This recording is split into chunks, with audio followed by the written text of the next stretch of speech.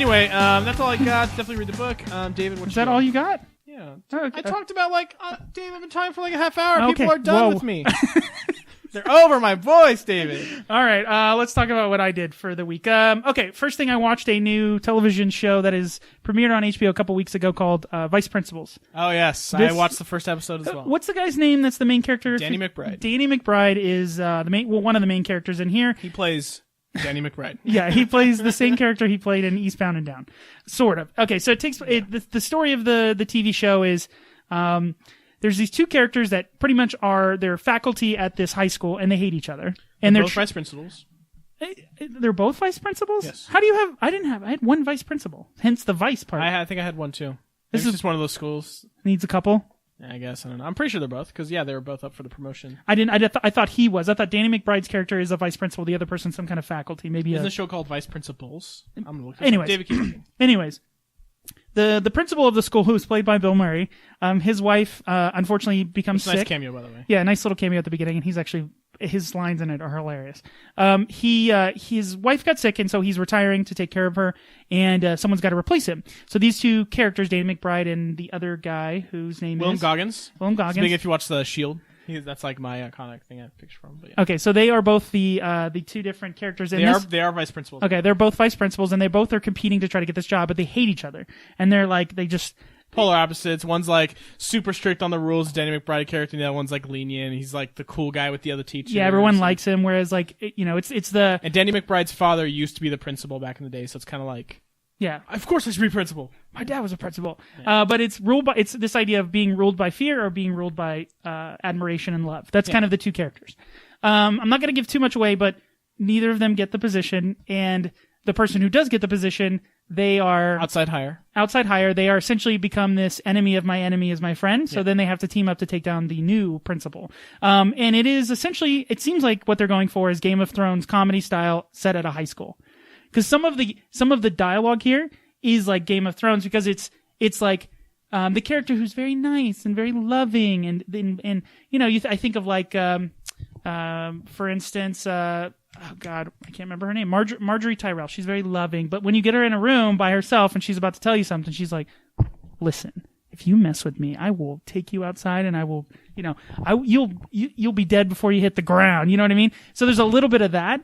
But it's funny. But the problem that I have is that Danny McBride is playing the same character. He's Did you watch Eastbound and Down? I watched some of it, not all of it, but some of it. Eastbound and Down is excellent. Yeah, it is hilarious. Especially the first two seasons. Kind of drops off for the third. I think the third was a lot of comedies have that. Very good. But yeah, it is pretty much the same character, the way he does. And the same thing as like in most of the movies he's in. It's like Bad Teacher, right? It's like Bad Teacher, the movie. Yeah, it's the same guy who created Eastbound and Down, so it's got that same feel. And Danny McBride helped write it too, so those guys are all writers on it. David Green, or I don't know, something like that. It's good, it's fun, it made me laugh out loud a couple Definitely times. Not as funny as Eastbound and Down, but I liked it as well. I'll keep watching it and report back if you want. Yeah, exactly. Weekly vice principal. The thing that I find it does what is always great from like the shows like The Office or I'm trying to think of it, like Parks and Rec. It's that cringe. They take the level of cringe to 11. Somebody will do something that you're like, oh God, why? Like it's so funny because they're just like, why are you doing that? Like don't do that. It's just dark comedy. I really like dark comedy when it's just like very inappropriate, you know, and stuff like that. Did you see his movie Observe and Report? No. Yeah, same guy who does these two shows, except have you heard of the movie? No, I have not. Oh, I should check it out. It's real messed up. But, it's good. But anyway, same guy. It's just dark comedy, dark humor. So that's what I was watching this week. I played a new game. Well, new to me, but it's a reprint of a game that's been out for a while. It's called Village. Oh, this is M. Night Shyamalan, or isn't that this one, David? Yeah, this is the one where you think you're playing... play the monster, or... No.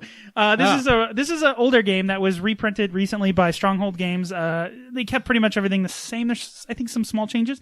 But I believe it won the Kennerspiel when it came out, which is like... The Kennerspiel de Jahres.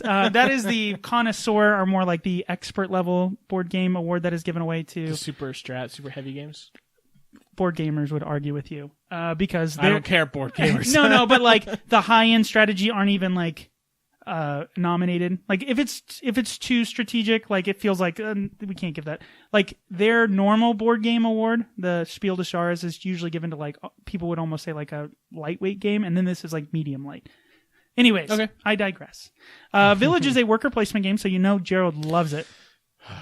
But it has a very... worker placement is part of it. But in this game, what you are doing is you are playing a family. And throughout the game, you have meeples, just like those are your little characters, your little workers or people that you put on the map. And they are numbered from 1 to 4. You have a group of 1s, you have a group of 2s, a group of 3s, and a group of 4s. And those are the generations of your family.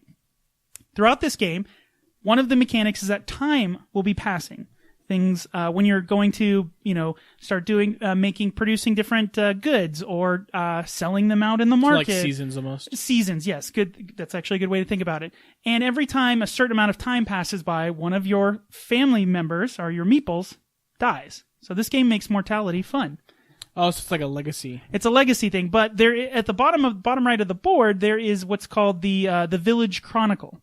And if you are lucky enough and one of your family members dies in the appropriate place, dies doing what they loved or helping the people of the village, then their meeple will go into the Village Chronicle, and you get more points at the end of the game if your characters died and were put into the Village Chronicle. What's actually kind of sad is if a particular area is filled up and there's no more room in the Chronicle for that particular type of worker to die, they go in an unmarked grave. Oh, wow. That's like polar opposites there. Yeah, it's pretty You're dark. either like everyone in the town loves you or everyone in the town hates you. Yeah, so that part's pretty cool, but it's maintaining when you try to, in most worker placement games, you're getting stuff and then you're turning it in. You're getting stuff and you're turning it in for victory points, right? You make something and then you go sell it, right? That's a pretty standard mechanic. But in this game, you can either use resources to buy things and then sell them, or you can use time. And there's a bit of a race to kind of kill off your family at certain times. Because they'll go into the Chronicle. There's a race to fill up that Chronicle book. Right. So people who die at the market, being the best, merchant of the land, will go into the Village Chronicle. But after that gets filled up, no one else. You don't want your characters to die there. There's also a mechanic of you want to leave your characters on the board longer because they get better rewards if they stay on longer. But as you get more workers, you only can get the next generation. So if you have all of your 1s, which you start with, and you breed or have a new... Nice. My kind of game. Yeah, you go to the love hut, as we like to call it. You get a meeple that has a 2 on it. And then when someone dies, you always pick the lowest number. If there's a tie, you get to pick. So it's just... You don't want to put a 1 on a space that you want to progress because they're going to be the first to die. Right. So there's no unfortunate accidents that happen in the village. Everyone dies in the way they were born. It is different because it makes you think about different things, and it kind of plays tricks on you because in most games you don't want to lose workers. You want your workers to thrive. Course, yeah. But in this game, it's like you want to strategically murder your characters at the appropriate moment. And bang out new ones. Exactly. It's a fun game. It's me and Jordan played it on Tabletopia. It takes probably about 15-20 minutes to kind of explain the like all the different spaces and stuff like that. Yeah, I watched the video. I don't think it's my kind of game. Well, I don't know. You like more, interactive games. This has a little bit of it because, again, always with worker placements, space, and in this case, kind of there's that race mechanic of trying to get there first.